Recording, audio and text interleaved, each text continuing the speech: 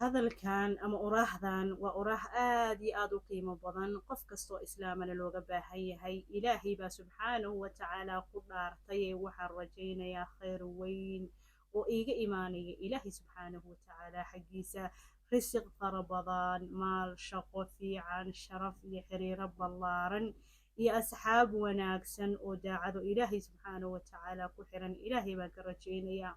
ilaahay subxaanahu watacaala baa albaabada khayrka ii furi doonaa waana ogahay ilaahay fadligiisa iyo deeqsinimadiisa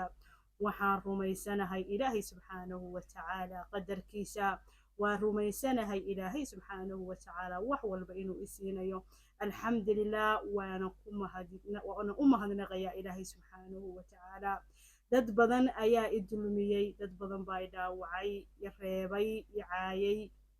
waxaanan ahayn igu tilmaamay balse ilaahay subxaanahu watacaala waalkan awoodda leh wuxuuna ilaahay subxaanahu watacaala markhaati ka yahay waxay igu tilmaamayaan inaanan ahayn ilaahay iyo malaa'igtiisaba markhaati bay ka yihiin waan guulaysan doonaa waxaan noqon doonaa tan ugu xooga badan tan ugu quruxda badan tan ugu sharafta badan tan ugu guulaha badan dhammaan kuwii aan dhibaataynayay kuwii i caayayay kuwii i liidayay waxay imaan doonaan lugahayga hoostooda waxayna noqon doonaan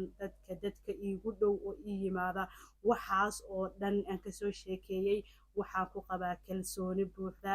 yaqiin ayaan ku qabaa kama shakisana ilaahay subxaanahu watacaala inuu ii fududayn karo